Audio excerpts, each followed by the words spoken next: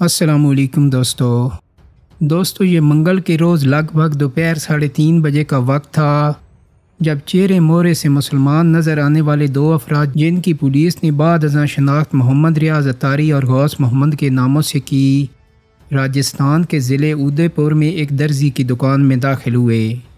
दुकान में दाखिल होने वाले एक शख्स ने दर्जी कन्हैया लाल से इस्तफसार किया कि पजामे की सिलाई करोगे। कन्हैया लाल ने जवाब दिया, क्यों नहीं, बिल्कुल सिलाई करेंगे। ये कहने के बाद कन्हैया लाल पजामे का नाप लेने लगा और थोड़ी ही देर में मुलज़िमान ने छुरों की मदद से कन्हैया लाल की गर्दन काट दी। मुलज़िमान ने ना सिर्फ कत्ल के मंजर को फिल्माया बल्कि इसको ऑनलाइन शेयर भी कर दिया।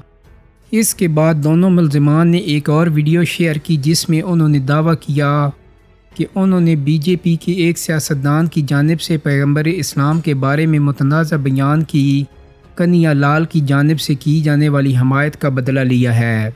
इस वीडियो में मुलज़िमान छुरे लहरा रहे हैं और वो लब्बैक या रसूल अल्लाह के नारे भी लगा रहे हैं, मगर पुलिस इन मुलज़िमान को वारदात के 4 घंटे के अंदर गिरफ़्तार करने में कैसे कामयाब हुई। इससे कबल ये जानना भी ज़रूरी है कि मुलज़िमान कौन हैं और कत्ल से कबल कन्हैया लाल ने अपनी जान को दरपेश किन खतरात का जिक्र किया था और इस मौका पर मौजूद ऐनी शाहिदीन ने पुलिस को क्या बताया। इस कत्ल की कहानी दर्जी कन्हैया लाल के कारीगर गणेश शर्मा ने पुलिस को सुनाई, जिसे हिंदी अखबार रोज़नामा भास्कर ने सफ़ा अव्वल की शह सुर्खी बनाया। गणेश शर्मा ने बताया कि मैं पिछले 10 बरस से उदयपुर के मदारिस स्ट्रीट में सेठ जी के साथ काम करता था। मंगल की सपैर 2 नौजवान जिनकी पुलिस ने शनाख्त मोहम्मद रियाज अतारी और गौस मोहम्मद के नामों से की है, दुकान पर आया और कहा कि पजामा सिलाई करोगे। सेठ जी ने कहा कि वो बिल्कुल सिलाई करेंगे। गणेश शर्मा के मुताबिक कन्हैया लाल रियाज के पजामे का साइज़ लेने लगा। मैं और मेरा साथी शहजादा कपड़े सिलाई कर रहे थे, फिर चीखने की आवाज़ आई।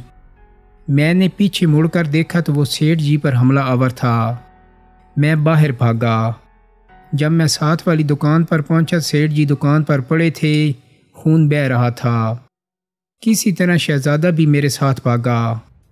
रोज़नामा भास्कर के मुताबिक मुलज़िम मोहम्मद रियाज अतारी असल में बिलेवड़ा के रहने वाले हैं और वो उदयपुर में किराए के मकान में रहते हैं। इंडियन मीडिया के मुताबिक वो मसाजिद में बतौर खिदमतगार काम करते थे, जबकि गौस मोहम्मद का ताल्लुक़ राजस्थान के इलाके भीमा से है। वो भी उदयपुर में किराए पर रहते हैं। वो वेल्डिंग और ज़मीन के लेन देन का काम करते हैं।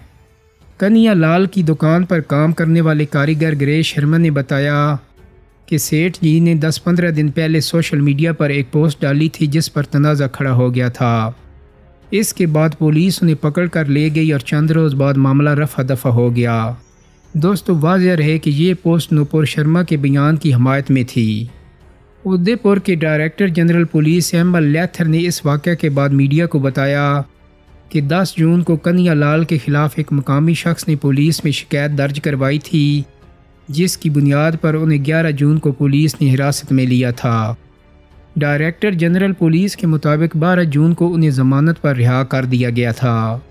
उन्होंने मज़ीद बताया कि 15 जून को कन्हैया लाल ने पुलिस से रब्ता किया और उन्हें अपनी जान को दरपेश खदशात के हवाले से आगाह किया।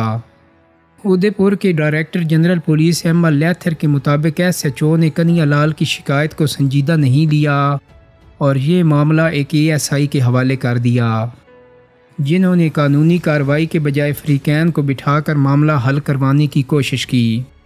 डायरेक्टर जनरल पुलिस के मुताबिक फ़राइज़ से गफलत बरतने पर SHO और ASI को मुअत्तल कर दिया गया है।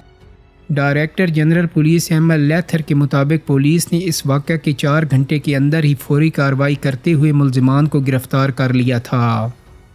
गिरफ़्तारियों के मुतालिक ADG लॉ एंड ऑर्डर हुआ सिंह गमरिया ने कहा कि कत्ल के बाद ही मालूम हो गया कि मुलज़िमान बाइक पर थे, जिसके बाद भीमा नामी इलाके का मुहासरा कर लिया गया। पुलिस का कहना है कि कत्ल करने के बाद वो लोग मोटरसाइकिल पर राजस्थान वाली रोड पर चले गए, लेकिन उनकी मोटरसाइकिल से मुतल्लिक मालूमात पुलिस के पास थीं, जिसके बाद राजस्थान की पुलिस ने नाकाबंदी की और उन्हें पकड़ लिया गया। कत्ल के बाद अहले खाना ने कुछ मुतालबात सामने रखे थे, जिन पर इत्तफाक के बाद कन्हैया लाल की लाश मुर्दा खाने में रख दी गई। पोस्टमार्टम के बाद आखिरी रसूमात अदा की गईं। हुकाम की जानिब से लवाकिन को 31 लाख रुपए और उनके दोनों बेटों को नौकरी की यकीन दहानी कराई गई। मंगल को हाथी पुल चौराहे पर पहुंचने वाले लोगों और पुलिस के दरमियान झड़पें हुई थीं। इसमें जेपी युवा मोर्चा का एक कारकुन भी जख्मी हो गया था। दोस्तों, अब इलाके में मजहबी बुनियादों पर कशीदगी की वजह से हुकूमत ने इंटरनेट सर्विस मुअत्तल की हुई है और बड़े इज्तिमात पर पाबंदी लगा दी है। राजस्थान पुलिस के एक एहलकार ने ज़राए अबलाग से कहा था कि वो कत्ल की वीडियो नशर ना करें क्योंकि ये देखने में बहुत अंदोनाक है। इंडिया की तमाम तर मुस्लिम तंजीमों की जानिब से इस कत्ल की सख्त अल्फाज में मजम्मत की गई है, जबकि राजस्थान के वज़ीर आला अशोक गहलोत ने लोगों से अमन व अमान बरकरार रखने की अपील की और इसके अलावा उन्होंने ये भी कहा कि ऐसे नाजुक मौका पर वज़ीर आज़म को अवाम से अमन व अमान बरकरार रखने की अपील करनी चाहिए। वज़ीर आला राजस्थान अशोक गहलोत ने कहा था कि मैं हर एक से अपील करता हूँ कि वो पुरअमन रहें और वाक़या की वीडियो शेयर ना करें। इस वाक़या के बाद हिंदू तंजीमों में गम व गुस्सा नज़र आ रहा है और इनकी जानिब से इलाके की मार्केटों को बंद करवा दिया गया है। ये भी ऐलान किया गया है कि ये बंदिश गैर मुइना मुद्दत तक के लिए है। कत्ल के वाक़या के बाद राजस्थान की हुकूमत ने पूरी रियासत में हाई अलर्ट जारी कर रखा है। दोस्तों, उम्मीद करता हूँ कि मेरी आज की वीडियो आपको पसंद आई होगी। अगर वीडियो अच्छी लगी है तो इसको लाइक और शेयर कर दें। मेरे चैनल को सब्सक्राइब करने के साथ साथ बेल आइकन को भी क्लिक कर दें ताकि आपको मेरी आने वाली मज़ीद वीडियोस के नोटिफिकेशन मिलते रहें। बहुत जल्द ही एक नई वीडियो के साथ मुलाकात होगी। अपना बहुत सारा ख्याल रखिएगा। अल्लाह हाफिज़।